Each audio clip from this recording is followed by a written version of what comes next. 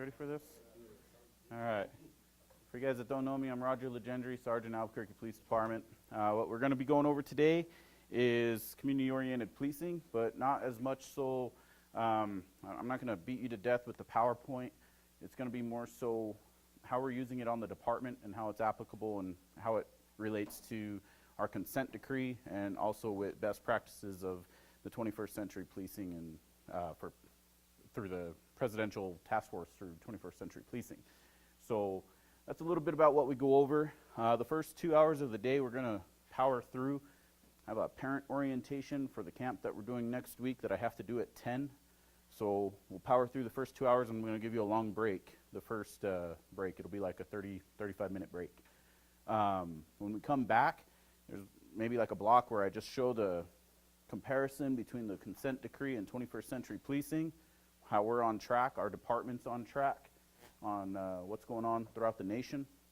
And then we end with a practical exercise. That's why I brought in those big notepads over there.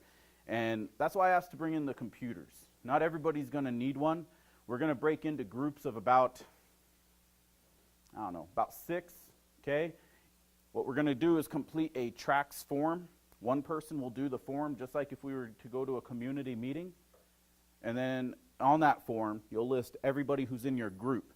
This is in lieu of the test. So instead of doing a test at the end of the day, we complete a TRAX form and put the names of everybody in our group. And within that TRAX form, we'll actually show our problem-solving strategy, right? We'll use Sarah, and we'll utilize that in TRAX form. So that's going to be in lieu of the test. That's kind of how the day is going to pan out. When I'm all done, Troy Luna will be coming in, and he'll go over in an hour with behavioral sciences. So that's kind of what our day is going to look like. For all you guys that were scheduled to 12, I apologize that I had to get rescheduled. I thought I was going to be cool and jump a wall on a call, and the wall won. So I wound up breaking my ankle. So that's why we had to reschedule it. But thanks for bearing with me on that one. All right, learning objectives. At the end of this section, the student will be able to define community policing, identify the 3 primary elements of community policing, identify the 6 pillars of community policing, identify the 4 sections of community policing within the consent decree, identify steps on how to develop community partnerships, document community meetings, and demonstrate community policing skills. I always like to start off with our mission and vision statements. Okay, our mission statement, the mission of the Albuquerque Police Department is to preserve the peace and protect our community through community-oriented policing with fairness, integrity, pride, and respect. About 2-3 years ago, the mission statement changed, and part of it was within the consent decree, it said we needed to involve community policing into our mission statement. So what did we do? We kept the same mission statement, but we added community-oriented policing. So that's how we changed it. We met the definition, the paragraph within the consent decree, but now we have community-oriented policing within our mission statement. The vision statement reflects the mission statement. The Albuquerque Police Department envisions a safe, secure community where the rights, history, and culture of each citizen is valued and respected. We will achieve this vision by proactively collaborating with the community to identify and solve public safety problems and improve the quality of life in Albuquerque. That last part there, that whole, we will achieve this vision by proactively collaborating with the community to identify public safety problems and improve quality of life in Albuquerque. What does that mean? That's community policing, right? We're getting involved with the community, we're working with them, and we're using our problem strategy guide, right, Sarah, in order to overcome these problems. So in both our mission statement and vision statement, we have community-oriented policing. So it's important. It's coming down from the chief. It's what our department, this is what our department's about. So it's best that we get it ingrained in our heads and our actions. So we're doing we're meeting up with what our mission and vision statement are saying. Community policing. Community policing is a proactive partnership between the Albuquerque Police Department, the citizens of Albuquerque, other agencies within the city of Albuquerque, and other levels of state government, federal government, and the private sector. This partnership seeks to expose the root causes of crime and disorder. and to eradicate such conditions through the aggressive enforcement of laws, ordinances, and city policies, and through positive community collaboration. All right. I need to wake up a little bit. I imagine some of you guys do. I almost died coming into work today with the snow. It was kind of cool in Albuquerque, but coming from Rio Rancho, that was pretty awful. Coming down I-25, started to slide out. I'm in an old Crown Vic right now, so, that was kind of cool. Kind of reminded me of, 10, 14 years ago. I was able to recorrect myself, but I almost died to come teach community policing to you guys. So that's how important this is. All right, let's see. All right. That box is going to represent our problem. Okay?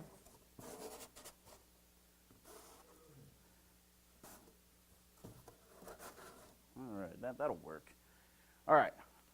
This is the fun part. We get volunteers. Dave, come on up here. You look like a good citizen. There you go. All right. So what we have here, David, he's going to represent the police department, okay? What he has is the ball. Our problem is getting that ball into the box. Cool? So let's take a look at this box. Can you get that ball into the box? Don't start just yet. I think so. Okay. Go on and come over here. We're not going to make it that easy. Go and stand by the flags. Okay. All right. Okay. So, as the Lone Police Department, we have a problem. What's a big problem here in Albuquerque? Anyone? How about auto theft? I heard we have an auto theft problem, right? So, now if we try to tackle that auto theft problem all by ourselves, it's not very practical. Dave, go ahead and take one shot. Try to get it in there. You can't use anybody else, and you can't move. Dear Lord, if you make it, you're going to ruin my whole example. Knock it off. Stay there. All right. So if he represents the police department, if we're going to do community policing, according to our definition up here, who else do you want to use? We have the Albuquerque Police Department. Who else do you want to use? Somebody with a basketball background. So, citizens of Albuquerque? Where do we find citizens? And in what venues do we find citizens within our, what's that? All citizens? Just like Yeah, where do we find them? Where do we find citizens that we partner with? stealing the car. Stealing the car. All right, we got the offenders. We have neighborhood associations. What's one of our more current strategies? We're using block captains, right? So who do you want to use? You want to use neighborhood associations, block captains? Who do you want to use? School. Schools? Okay. So who here is going to represent your schools to solve our problem? Go ahead and pick somebody. Volunteer them. Mr. Cook. Come on up here, Mr. Cook. Here's the ball.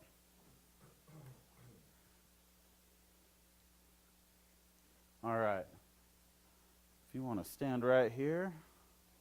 So we're going to get a little bit closer. We're going to partner with our community, the citizens. Okay, again, you can't use anybody else. You can't move. Go ahead. You guys got one shot. Go ahead. We're getting a little closer. Dude, you guys are good. All right, so following the definition, we used our citizens. Who else do we want to use? What's our next one? We're getting a little bit closer, but we're not quite there to solving the problem. Who do we want to use?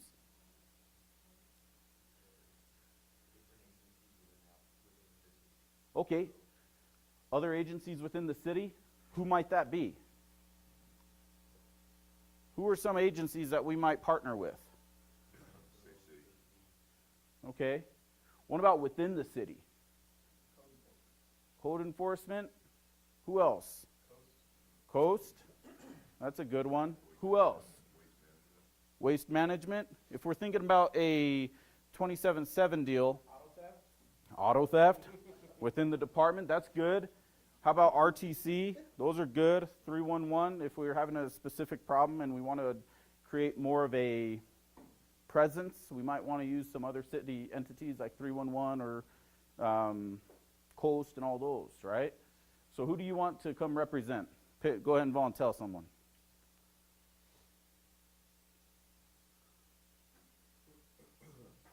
Who's that?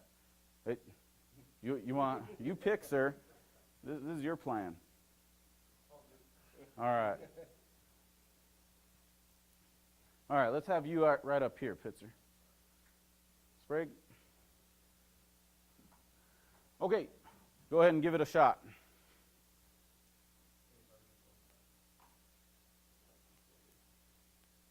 Oh, son of a bitch. All right. Go ahead and sit down, guys. Go ahead and sit down.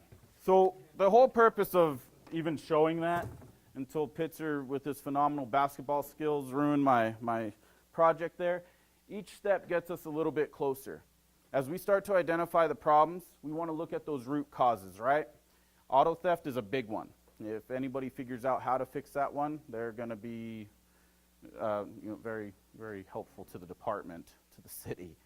But we also want to look at what are other levels of state government. We were talking about them. BCSO, right? State police.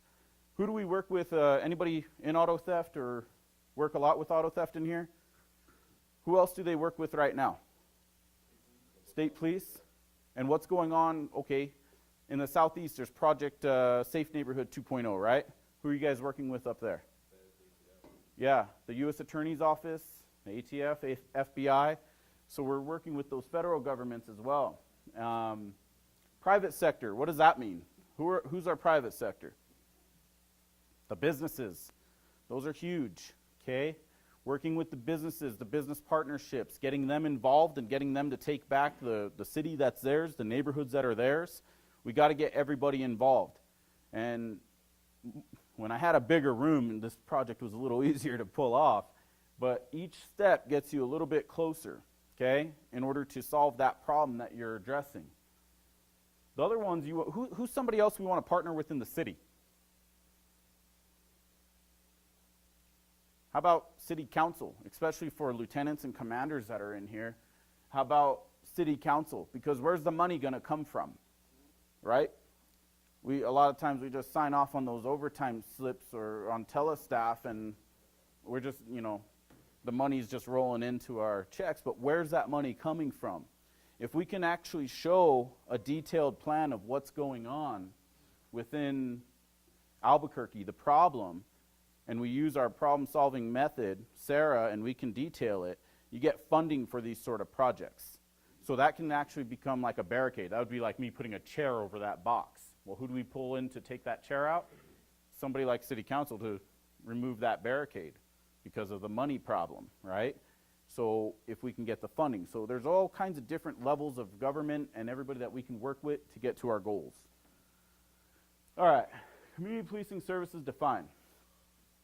Primary elements of community policing: organizational transformation, community partnerships, and problem solving.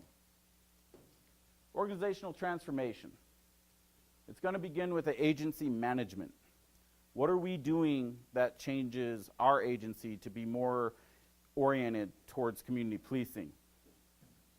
What are some of the things we've changed recently in the past few years? We have a PAC unit, and then we have a PRT unit. Okay. And those were dedicated community policing teams. Okay. How about as simple as our cameras? That's part of it. It's creating that transparency, which establishes trust and legitimacy. CPCs, which gives the community an outlet to have a voice about their police department. The CPOA, the Citizen Police Oversight Agency, right? It gives them a method to be able to go and make a complaint and know that it's going to be investigated by someone from outside the department, so they believe there's more legitimacy in that sort of investigation. So that sort of management of the department, a lot of those things have changed over the past 3 years. That goes along with our organizational structure to include PACT and PRT. There's things that are changing on our department. Personnel. This is the lifeblood of it. This comes from us. This is the training that we're doing today that we've had many times now, and we did the 16-hour block about 3-4 years ago, if you all remember that, at City Hall. But getting personnel to buy in and be part of the community policing initiative, right? That's why it was put into our mission statement and our vision statement. That's an order from the chief. It comes down, that trickle-down effect. So we need to make sure that it starts with us, especially the sergeants. Because, often, I could imagine there's sergeants, oh, that bullshit cop pop class was canceled on the 12th. Now I have to go on the 28th. This is ridiculous, right? And they express that to their guys. What are the guys going to think? The officers. Oh, it's bullshit. I don't need to do that stuff, right? Or when we leave here today, we go back to our officers and, oh, that was a waste of 4 hours. Well, if we treat it that way, that's going to be the mindset that they develop, because as sergeants, what are we? We're the mentors, we're the coaches, we're the counselors. You're just about everything to these guys. You're their parent on the department. So it starts with the personnel, and there's a big, strong emphasis, especially on the sergeants, because that's going to be the guys who relate most with the field officers. Information systems. Have we changed anything with that recently? Do we use anything that's special? RTC, right? That's one of the biggest things that have changed on our department. It changes on how we respond to calls and allows us to respond in a better way because we're more informed on things that we're doing. Other information systems that you want to consider when we're thinking community policing, we have a city website. It leads to information about our department, our organizational structure, right? Some of the other things we have, the CPOA, they're part of our consent decree. They have to have a website. And on that website, there's the transparency where they have to record their statistics, so to speak, on all of our uses of force. So people can see, what's going on our department, okay? And we'll get into that here in a little bit. Community partnerships, and we kind of talked about this with the paragraph of community policing.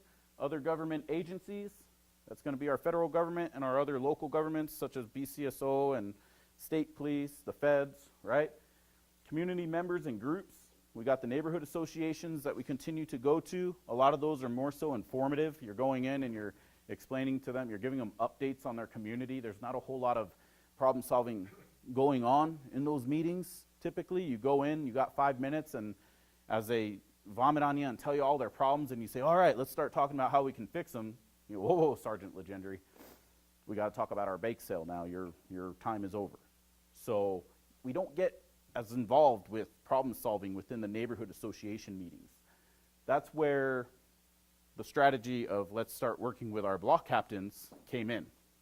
Because when we meet with the block captains, pretty much that entire conversation that we're having with them should be talking about the problems in their area and methods on how we're going to overcome those problems, right? Nonprofits and service providers. Who are those? Who's our nonprofits? If you work the Valley, you know who they are, right? You got the Healthcare for the Homeless. You have St. Martin's, Noonday. You have all the churches. All the churches, the faith groups have been coming together. It's a new initiative over the last 2 months or so. They call it Praise, I believe, Prays. And there's like 160 churches that are coming together throughout the Albuquerque metropolitan area saying, hey, these are the services that we provide. So their idea, what they're trying to go with this, is after we book them or after we bring them to the mats or after we bring them to, the Turquoise Lodge, whatever it is, what happens afterwards? What's our complaint? You bring them to mats, what happens? You work the Southeast Pitcher, what happens? If someone brings them to mats, what happens with them? They walk right out, and they're right back into doing the same thing, right? So within an hour, you wind up getting the BOLO mats calls. Oh, the drunk guy that you just brought in, he just left, and it becomes a priority 1 call. It's like, no. So what happens with that? Nothing. So the faith groups have stepped up saying, hey, we have services, and the whole plan is that when people are actually brought to the hospital or whatever else, that the churches are going to wind up getting some of this information, and they're going to reach out to these people and try to continue giving them services that they're able to provide. So those services are going to be provided to us as far as having them as a resource, and that's coming up. So might help. It's another way of thinking, things we haven't been doing. Private businesses, working with the private businesses is huge. If you can get their buy-in, they're the voice. They're the voice to city council, right? It's one thing when police come and say, hey, we have a problem. It may fall on some deaf ears at times. When you get a bunch of the businesses stepping up saying, we have a problem, do something about it, action tends to come forward because now they're listening to those that are, paying the taxes and are doing everything else, that are the lifeblood of our city. They start talking to city council. That's where some more funding may come in for some of the TAC plans that we start to develop. Media. Our media loves us, right? Yeah? So working with the media, and that means when we are doing the good things, I've been seeing it more often, especially at this time of year when we have Thanksgiving, we have Christmas, we have a lot of officers that are going out and helping families in need. Media tends to get more, our social media winds up going out more as well during this time about the good things we do. Why does it matter? Do we do those good things in order to get credit? No. But those good things that are portrayed, they help offset that the bad thing that's going to come up, like an isolated incident where it appears very negative. APD appears very negative to the community. A lot of these good things will offset it, where their belief, no, APD is a great department. This is an isolated incident, rather than, oh, look, APD, they just shot another person. Those people are corrupt. Our department's corrupt. We don't want that. We'd rather it be, no, it's an isolated incident, right? So by showing them all the good things we're doing, not just the, bringing turkeys to kids and toys to families, but also the good TAC plans that we're doing, that's important to show the sort of work that we are getting done. Problem solving. So this is going to boil down to the method, all right? Our problem solving method. Everybody familiar with Sarah? Yeah? We got scanning. That's going to be where we identify the problem. How do we identify the problem? I like to say there's two ways, okay? Two ways. We're going to hear about it from the community, and where else? We're going to see it on the stat sheets. When crime analysis puts it together, what do we see? A whole bunch of dots in one area for auto burglaries. Okay, we have a problem, right? The other way we're going to get it, emails tend to flood in either to a city councilor, a mayor, or a commander, or something like that, saying, we have problems at this park. There's all kinds of narcotic activity going on. All kinds of, and they get so many emails, we have a problem. So now that we've identified the problem, that's when we get into analysis. This is our opportunity to figure out, come up with a hypothesis. Why is it going on? Okay, narcotics in a park. Well, the lighting's bad. There's not a whole lot of police presence in this park, maybe, right? The neighbors aren't involved. The neighbors have talked about creating a block watch for the past 2 years and haven't had any movement. This is where we get to decide, okay, well, what's our next step? Maybe we could work with the city to get lighting. Okay, maybe we can work with this neighborhood association or the neighbors in that area to create the block watch that they've been talking about.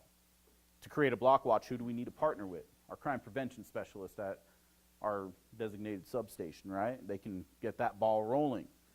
So we take those little steps. Maybe we start field briefings there. That doesn't take a lot out of the field. A field briefing doesn't take much, but it does give a lot to the community. They see us out there, and there's a perception of safety when they see cops, and on the other end, there's a perception of I can't get away with my dirt because there's always cops at the park. So then we go into our response. That's just our action. Our plan and our analysis, what's the problem? What are my action going to be? The response is actually take action. This is where we collect data. Okay, we did 4 field briefings during the course of this month. They established their block watch, and the cities agreed to lighting. And then we take a look at those crime stats. Okay, cool, crime stats have gone down. This is where we get into assessment. Assessment is going to be the same 2 things. Cool, over the course of the month, the actions we took, we've noticed there's been a decrease in crime at that park, and the people aren't complaining as much. In fact, we're getting emails from people saying, hey, thanks for all the work that you guys are doing. I see you out there all the time. That's good data. And then we can say, hey, our efforts are working. Okay? So that's what it boils down to. Use of the crime triangle. it's important to keep this in mind as we're going over our SARA, our strategy. Everybody familiar with the crime triangle? So the crime triangle, what it says is in order to have a crime, you have to have a victim, that's one side. You have to have an offender, that's another side. And you have to have a location, okay?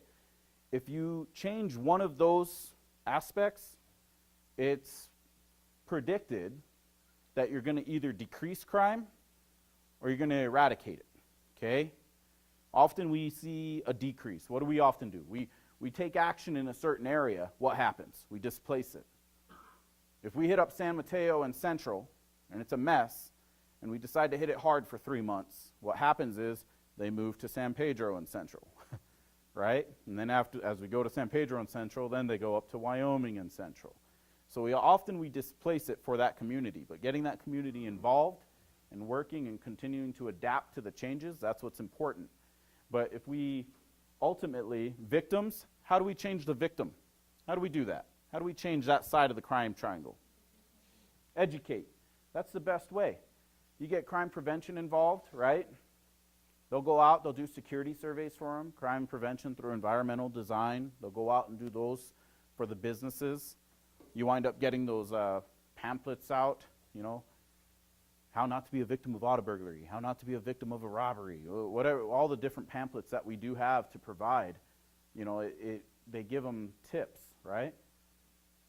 So that might make it where if you educate the victim and the victim follows through, less likely to have a crime. Offender, when we have these awesome TAC plans, okay, like we did the auto theft one last year in the Southeast, we made over 120 arrests over auto theft, right?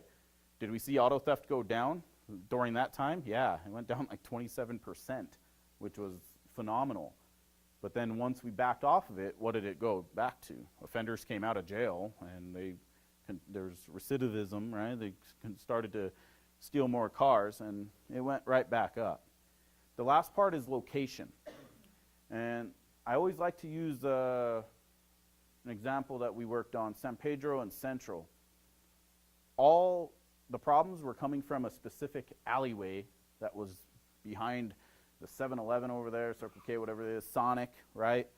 All the problems were coming at San Pedro and Central. They were talking about that aggressive panhandling. They were talking about how they were roughing up the Sonic workers and just constant criminal trespassing and issues at the gas stations and drug use, needles everywhere. So we started working with the businesses, and APD didn't do much other than coordinate. We talked to the businesses. Well, why don't you put up fencing? Oh, yeah, we could do that. Well, I can't put up fencing because the city said I couldn't, according to zoning. So who did we reach out to? Zoning, right? Why can't they put up a fence? Well, that was years ago. It doesn't seem to be a problem now. They were able to put up the fencing that they were told they couldn't years ago. They all put up lighting, even the gas station, which was amazing because normally they're difficult to work with. They put up trespass signs. The guys on Cochiti wound up taking their dumpsters that the guys were hiding behind to shoot up and putting them in the front of their business and then gating off the alleyway. We saw a decrease in crime. It was something like 22% within the first month of them changing.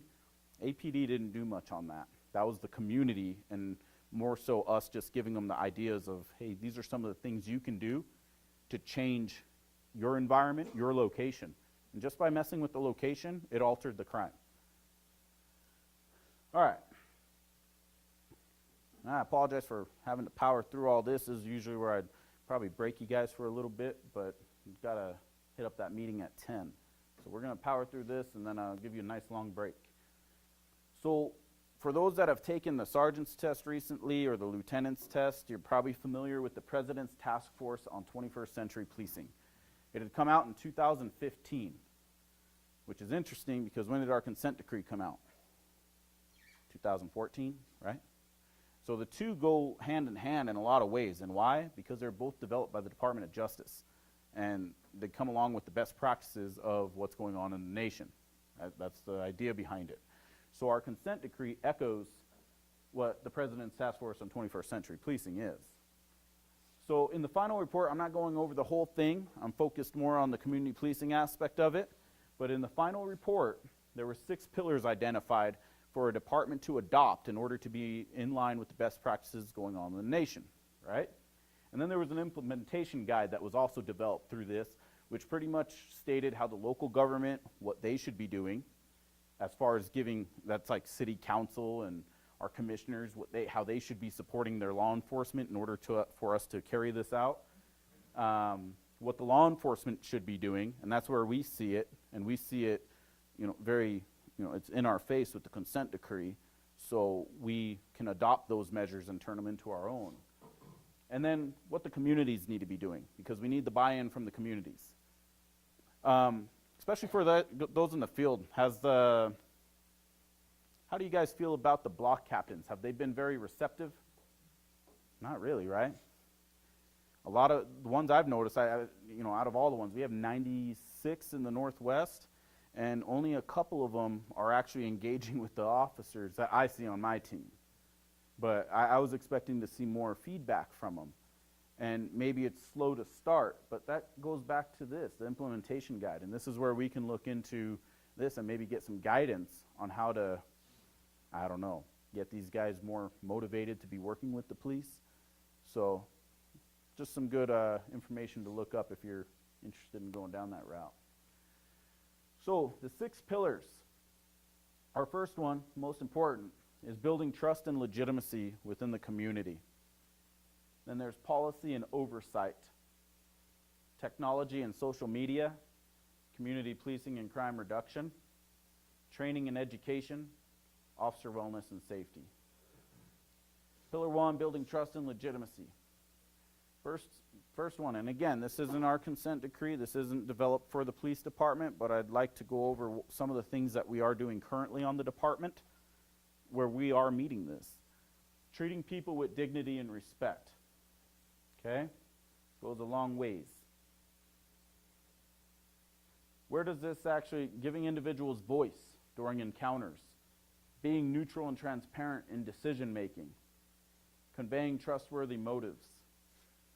Where do you guys see some of this within our department right now? What SOP? Use of force. Yeah, absolutely. Giving people voice, what is that? That's actually de-escalation. If you have the opportunity to give them voice where it's not going to be a danger to yourself, them, or others, letting them rant a bit might actually be a de-escalation measure for them to have their voice, right? If it's something we can accommodate to avoid a use of force, why not, right? So long as it's done safely, that's what's important, giving them that voice, giving them that dignity and respect. It's going to go a long ways. Conveying the trustworthy motives. How many of you guys have helped de-escalate, whether you're as a field officer or as a sergeant? You get on scene as a sergeant, and you may, hey dude, if you do this, does somebody have I want a cigarette, I'll stop if I have a cigarette. How many of you guys have said, okay, you can have a cigarette, just stop and turn around? Anybody? I know I have. And it's worked, right? It was a trustworthy motive. Now, if you don't follow through with what you tell them you're going to do, what does that do? That destroys the trust, and the next time they deal with police, it's going to be a complete headache for that next police officer, right? Well, screw you guys. The last time that I asked for a cigarette, you said I would get it, and you guys never gave it to me. You guys suck. I don't like APD. You guys lie. I've had that too, and it's not fun to deal with. So if we're going to do something, let's make sure we follow through with it and show them that we are people of our word. Policy and oversight. Collaborate with the community in developing policies. Are we doing that on our department? We're doing it in a couple different ways, right? CPC, each area command has a CPC, Citizen Policing Council, where they meet up every month. And they go over our standard operating procedure, they go over our training, and it gives them an opportunity to give ideas on what policies to come up. How many of you have been to a CPC? A few of you guys? Some of them can get interesting. So it's important that we collaborate with them. For instance, I did the Southeast one for a little over a year, and one of their great ideas that they developed was, well, police officers should have guns that only are able to fire when it recognizes their fingerprints. And they're like, Sergeant, what do you think about that? I think it's a horrible idea. Why? Because I wear gloves in the winter. Oh. And they don't think about certain things like that. So we get to collaborate. Or they might actually throw out a good idea where we're like, okay, that's feasible. And then they get to pump it up through the chief, and maybe that actually becomes a policy that we get, right? Whatever it may be. I don't know if there's been any that have gone through the CPC that have been successful. I know you were sitting on the policy board a while, LT. Did you ever see any of the ones that came through the CPC? I had a couple that made it up to the chief, Uh-huh. but I think it also matched other policy changes, so it kind of. Came together. Not them alone, it's their ideas and somebody else's all kind of jive, it makes sense. Okay. There've been a couple. There's been a couple. Yeah, and then there's some that are, a couple years ago, I believe it was the Southwest CPC, they saw a cowboy who was on a horse. Apparently there was a shoplifting in Texas, and the dude took off running. So the cowboy actually wound up lassoing him. So the CPC in the Southwest gave a legitimate, maybe APD should be carrying lassos because this was successful in Texas. No, probably not the best idea, right? So that's where we get to come in, as a law enforcement representative and explain this is why it probably may not work here. So, but again, at the same time, if we go back to what? Trust and legitimacy, we got to give them the dignity and respect. We might hear something that sounds silly, but we still want to give them the dignity and respect that they deserve and explain why in a fashionable way. So a big part of it, it's not exactly what we do not as much as well as how we say things to people.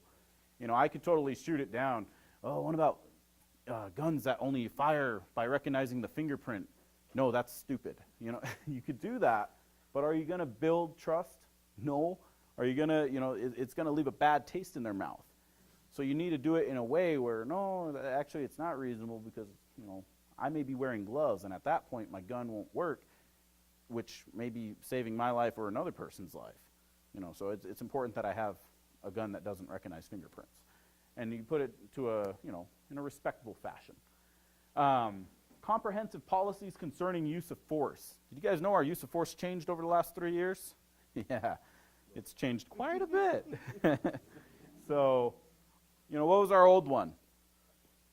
If you use a tool, if they have an injury, or if they complain of an injury, that's a use of force, right? Quite a bit different than what it is now that we have, because now it's more in line with case law and everything else, right? It's involved, there's a whole lot more involvement with a use of force investigation. Collect and maintain demographic data. Are we doing that? We got the Real-Time Crime Center. Recently I asked them, can you produce the top crimes for juveniles 12 to 17 years of age for me between 2017 these months and 2018 these months. Within, I think, a week, they were able to give me that. That's demographic data. They're able to also, the CPOA also collects data on when we do serious uses of force and everything. They actually track data on the ethnicities, the ages, the area command, the watch, all kinds of different data. That's our demographic data. Are we collecting it? Absolutely. Civilian oversight. We changed that, right? We used to have the Police Oversight Board, I believe, 5 years ago. And then it got dismantled, and we didn't have anything for a little while, which was interesting.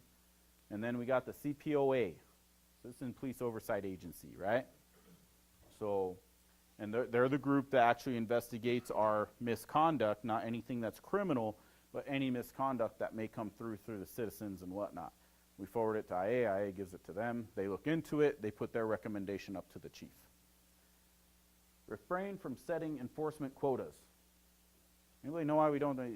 Most of us, I know pretty much everybody in here, when you first came on, I know a lot of my expectations, get your 30 cites, your 2 DWIs, get a whole bunch of arrests, right? Those are your expectations that you were given. Do we see expectations like that anymore? No, we got away from that years ago, but why? The whole thought process is this: we put in quotas where we're actually going to ask an officer to get 30 cites and 5 arrests or something like that. we may produce somebody who's going to do bad policing. They're going to go against the procedural justice, right? If they're on the last day of the month and they need 5 arrests, and they only got 4, and they come up to a juvenile teeny bopper 15-year-old who stole $2 of earrings at Claire's, is that something we arrest on? No. Why? McClendon, right? The person's cooperative. They have no history. That's a citation, right?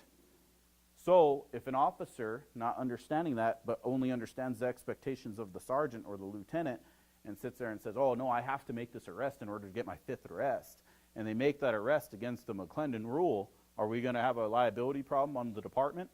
Well, yeah, we are, right? So that's why we've gotten away from enforcement quotas and have focused more on values. If they have the values intact, the whole thought there is that they're going to go out and do good policing. That's the whole idea behind that. So that's why we don't set those enforcement quotas. I don't think I cover this later on, but civilian oversight. How many of you, do you guys hear grumblings about the CPOA from officers or yourselves, peers? Anybody hear grumblings about it? Yeah, I do.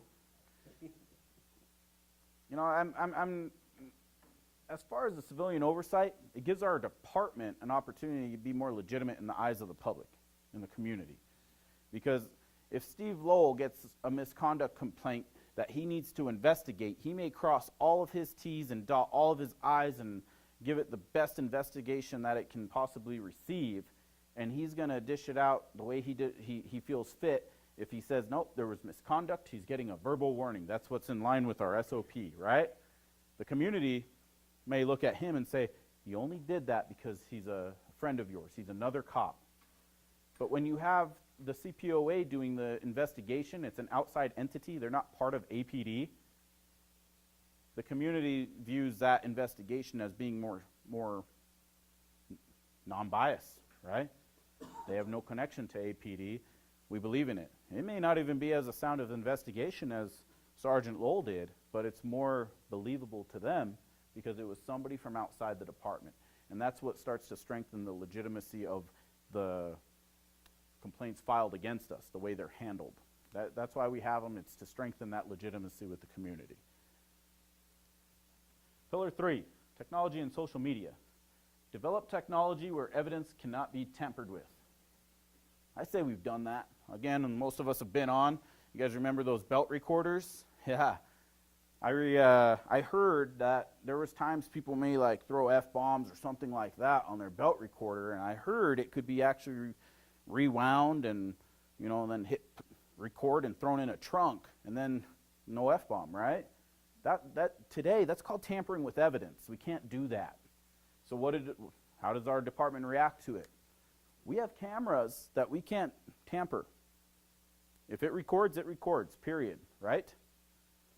Our evidence, once it goes in, it's in. We can't touch evidence, right?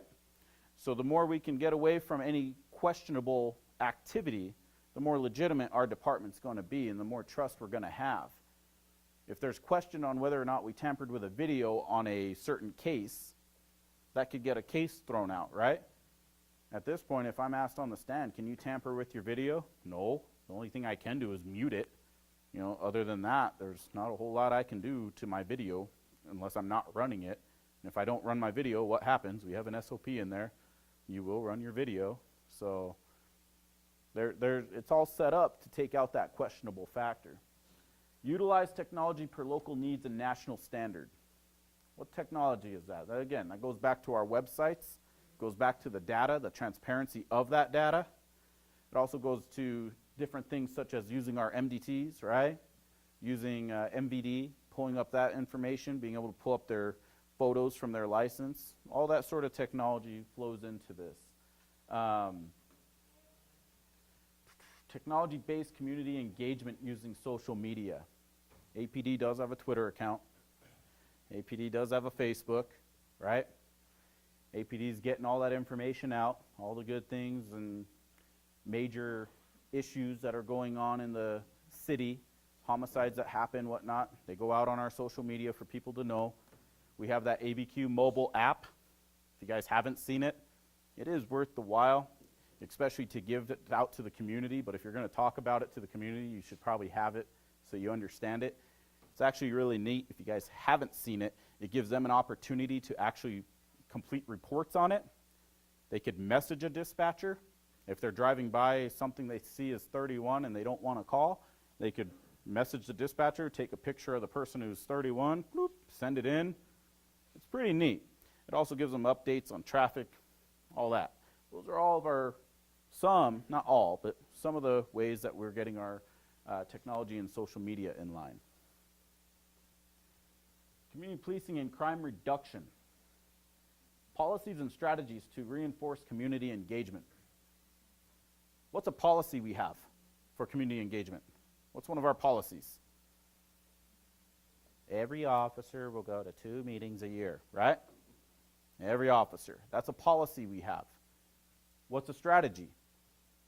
Well, the most recent one is going to be our block captain strategy.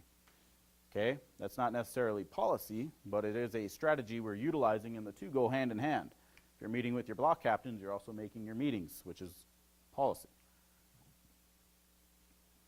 What are some of the other things we do?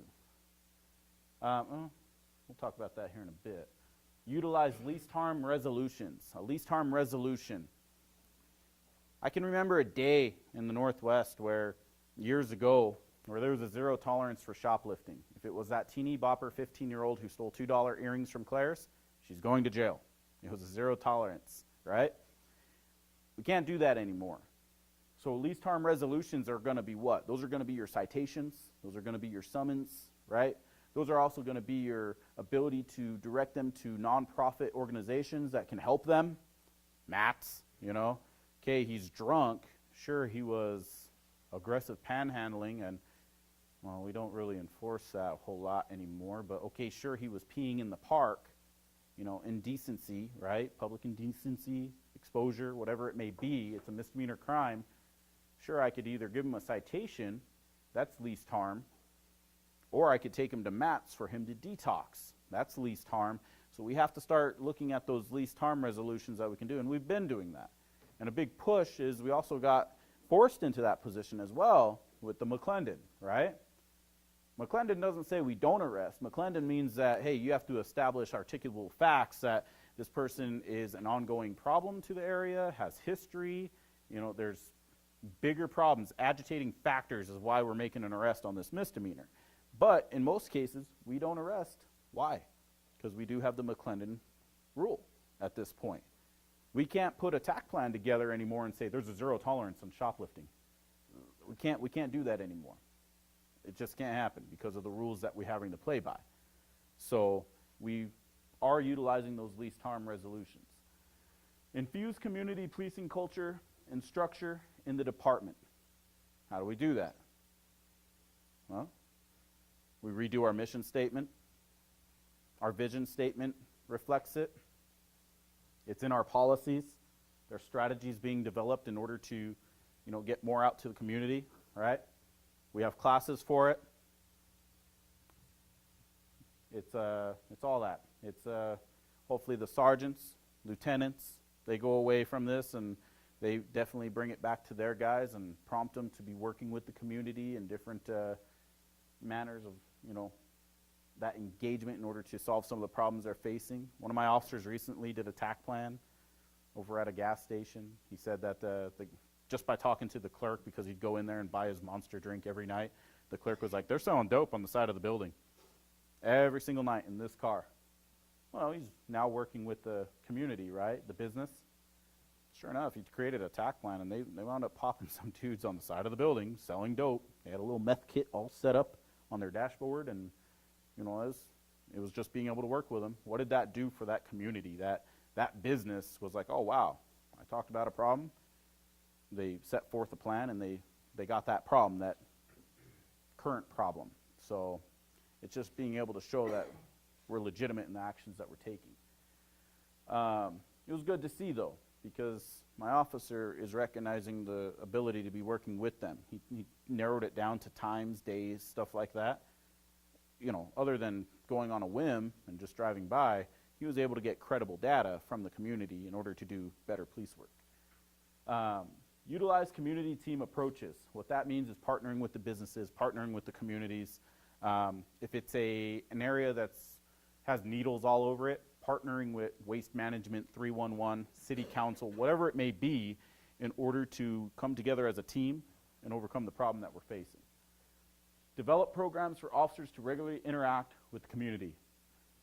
We got coffee with a cop, we got pop with a cop, we got cookie with a rookie, bagel with a badge. We got all kinds of different things where the officers are going out for to engage with the community, right? What else do we do? During this time of year, we do all the presents and the turkeys and all the different things. So there's a lot of different ways that we are engaging with the community. On a different level, on the investigative level, I know Sergeant Apodaca there, he's working with the U.S. Attorney's Office and everything else, the FBI, ATF, that's ways to interact with the community. So law enforcement must engage with the youth. That's something we've done in the past. We've always done that youth camp. We've done the Junior Police Academy, one a year. This past year we did 2. We got 1 next month. We're setting up 6 for next year. There's actually talk of developing a program where we reach out to those that are 15 to 25 years of age. And actually the Department of Justice actually comes out and trains us on a class to engage that spectrum of age there, the 15 to 25-year-olds, and how to do it. So there are changes that are going on with this as well. And the whole idea behind that is if they have a problem with police at the age of 13, that problem's going to fester and maybe become bigger by the time they're 20, 21 and become a larger problem for us and themselves, right? So if we can maybe deter them from a life of crime, or maybe even promote the fact that police aren't against them, but hey, we're doing our job and they can understand that and be respectable. I know I've arrested several people, repeat offenders, that are still respectable to police. Sure, they have a life of crime, but they're not fighting with us every time we arrest them. I've had those. I appreciate that. So if we can foster that sort of mentality where we can either, deter them from a life of crime, or at least get the respect, so as they get older, that's where we want to come from. Pillar 5, training and education. Engage the community in the training process. We're doing that in a couple different ways. We have the CPCs where they can actually get involved in what sort of training is going on. That's one way they can get engaged with it. The other thing that we're doing, we have a Citizen Police Academy that we offer the community, right? And if you've ever been a part of one of those Citizen Police Academies, they're pretty interesting. I've never ran one, but I've gone to a couple of the different blocks that they've done for them.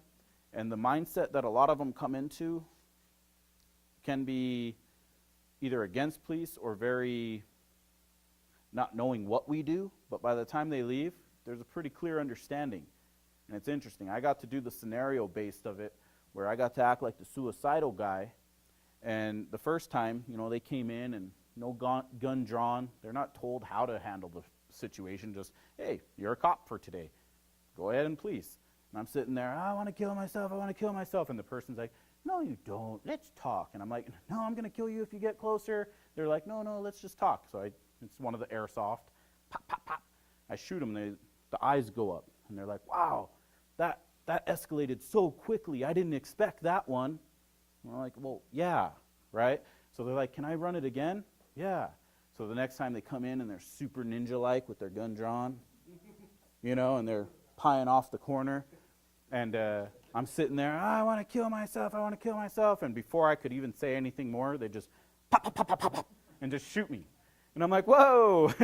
And the instructor's like, well, why'd you shoot him? Well, last time he shot me. Well, this time he didn't threaten you, nor did he ever say anything. You just got indicted for killing him. Like, you just murdered him. Oh, I didn't realize that. Well, last time, right, there's a lot of last times in the police world. So they get to have that eye-opening experience as to what we do, which is pretty neat. And that gets them involved in our training. So now you got somebody who was either not knowing or maybe against, now having a more firm understanding.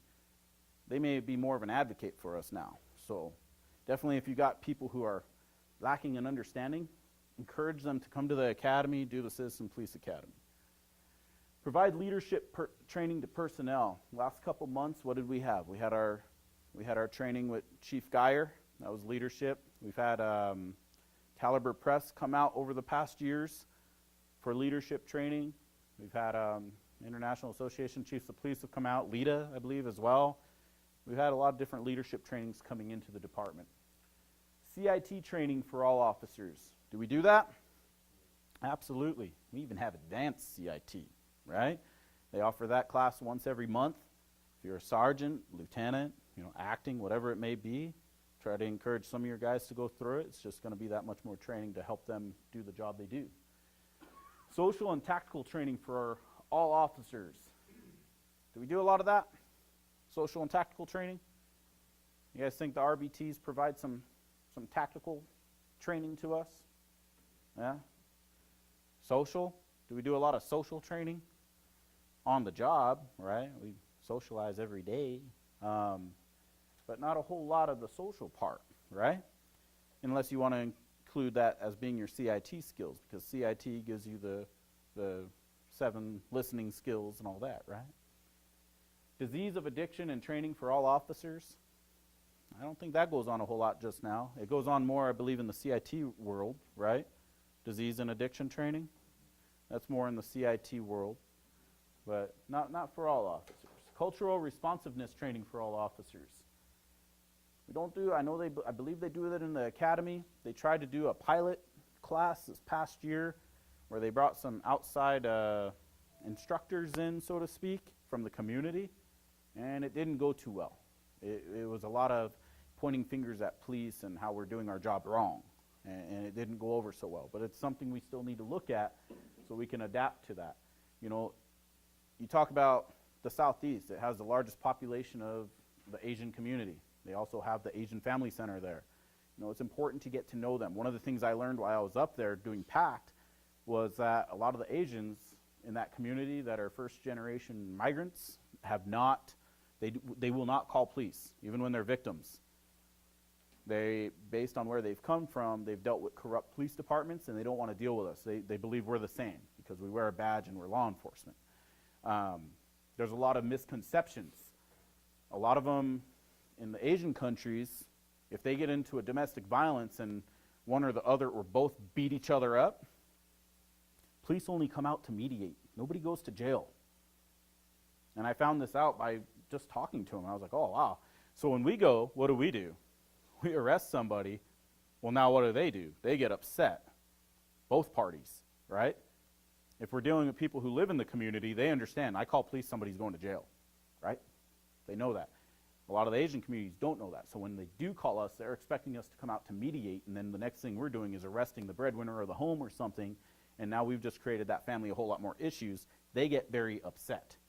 So it's to go out and educate them as well, work with the Asian Family Center and be like, okay, well, get a group together, I'll come talk to them, or you can translate if they don't speak English.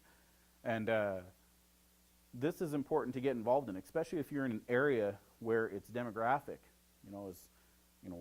highly one way or another. I know Morgan McBrayer, he was dealing with some of the refugees that came in, where are they from? I forgot which country they were from, but they had all came in and they were at 9101 Copper, and they had no idea about what American policing was like. He'd meet with them monthly in order to educate them on what to expect if you're pulled over on a traffic stop, what to expect if an officer comes out and speaks to you. So it's good stuff to get involved with, especially if you're in those areas. Scenario-based training. That's new, right? We've been doing that. Last few years we've had RBT. So everybody gone through that supervisor RBT? Yeah? What'd you guys think of that? All right, yeah. We haven't had that before. So that was kind of interesting, how to run a critical incident and whatnot, a pursuit. That's good training, especially if you're not doing that on the weekly. Improved field training program. This came about the same time as the consent decree. We actually adopted the San Jose model. Our past, where most of us all went through it, it was a very subjective model. And it wasn't legally defensible. A lot of it was, and also it didn't deal with consistency. It was, oh, sorry, dude, you got a 2 today, and the rest of the month you were doing pretty good, but because you got 2 2s during the month, you're not capable of being an officer. Whereas now, it's based on consistency. It's what are you performing at a 4 and above most consistently? If you are a solo beat officer and you can go out there. Yeah, you will make mistakes, but for the most part, you're doing great.